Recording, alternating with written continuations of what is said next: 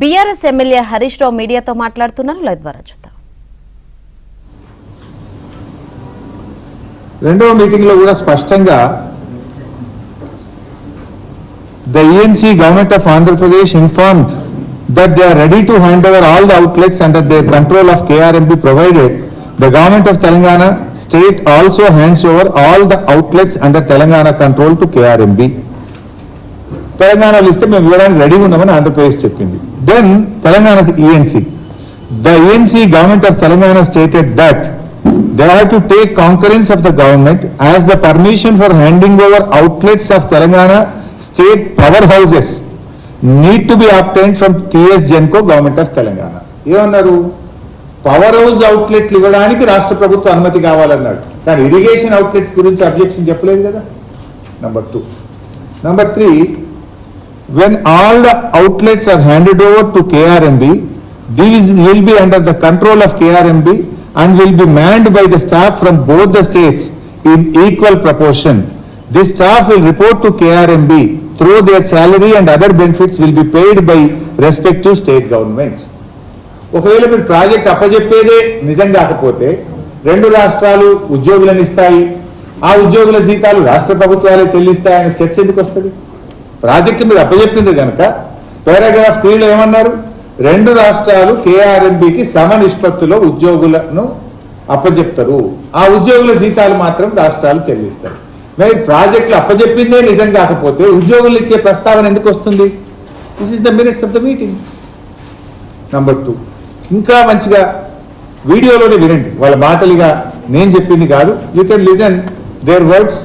వాళ్ళు రెండవ KRMB meeting జరిగిన తర్వాత బయటకు వచ్చి ఆంధ్రప్రదేశ్ ENC గారు, తెలంగాణ ENC గారు మీడియాతో మాట్లాడారు. ఏం మాట్లాడారో ఒకసారి దయచేసి మీరే వినండి. To hand over monitoring and water releases of 15 outlets which are identified on both the reservoirs. దానికోసం స్టాఫ్ని ఎవరైనా పెట్టాలన్న దాని మీద so representation from both sides ఉంటారు. మళ్ళీ 3-member కమిటీ రికమెండేషన్స్ ప్రకారము KRMB రిలీజ్ ఆర్డర్స్ను ఇంప్లిమెంట్ చేయడము, ఎన్షూర్ చేయడము వాళ్ళ బాధ్యత అవుతుంది. ఏదైనా సడన్గా ఇఫ్ దేర్ ఆర్ చేంజెస్ అంటే రిలీజ్ ఆర్డర్ ఇచ్చిన తర్వాత ఆ వాటర్ అవసరం లేకుండా పోతే ఏదైనా స్టేట్కి, ఎందుకంటే సడన్గా వర్షాలు రావచ్చు, అప్పుడు నీరును సేవ్ చేయడానికి ఏదైనా ఇష్యూస్ ఉంటే కూడా ఇమ్మీడియట్గా 3-member కమిటీలో ఉన్న any member from any state represent చేస్తే accordingly modifications will also be taken up. Seasonal ఇప్పుడైతే 3-man కమిటీ ప్రకారమే ప్రాజెక్ట్ ఆపరేట్ అవుతుంది. బట్ ఆపరేటింగ్ పార్ట్ మొత్తం KRMBకి తీసుకునేటట్టు ఈరోజు నిర్ణయం జరిగింది. KRMBకి కావాల్సిన స్టాఫ్ కానీ both states Telangana and AP వాళ్ళు మేము మా స్టాఫ్ వాళ్ళకి ఇస్తాం ఆపరేషన్కు. Water releasing quantum, water releasing schedule as per 3-man committee decision జరుగుతుంది. రెండు రాష్ట్రాలు ENCలు మీటింగ్ జరిగిన తర్వాత బయటకు వచ్చి వీడియో కూడా మీకు పంపిస్తాను. ఆంధ్రప్రదేశ్ ENC గారు స్పష్టంగా కాంకరెన్స్ అనే పదం వాడింది.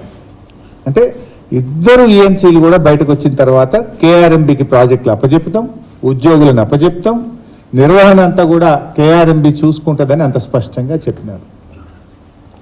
దీన్ని బట్టి ఒక విషయం ఏమర్థమైంది? ప్రాజెక్టుల విషయంలో ఎవరెన్ని మాటలు చెప్పినా 10 ఏళ్లలో కేసీఆర్ గారి ప్రభుత్వం KRMBకి ప్రాజెక్టులు అప్పచెప్పలేదు.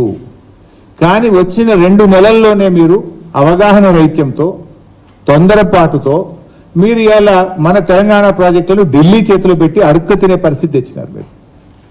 Is it not your failure? కానీ దురదృష్టం ఏంటంటే ఆ ఫెయిల్యూర్ను కప్పుకోవడానికి, అంటే ఆ ఫెయిల్యూర్ను ఒక తప్పును కప్పిపుచ్చుకోవడానికి మరిన్ని తప్పులు చేసే విధంగా ఒక అబద్ధాలు మాట్లాడడం, ఎదురుదాడికి దిగడం, దుర్భాషలు ఆడడం, ఇది ఒక ముఖ్యమంత్రికి తగునా నేను అడుగుతా ఉన్నా. సరే, వ్యక్తిగతంగా రాజకీయాలు, ఎలక్షన్లు, ఓట్లు, సీట్లు అంటే ఎంతైనా తిట్టుకుందాం, ఓకే, కొట్లాడదాం. కానీ ఇది రాష్ట్ర ప్రయోజనాలు, ఇది జాతి భవిష్యత్తు, ఈ రాష్ట్ర ప్రజల భవిష్యత్తును ఫనంగా పెట్టొద్దని నేను ముఖ్యమంత్రి గారిని కోరుతా ఉన్నా. బేషిజాలు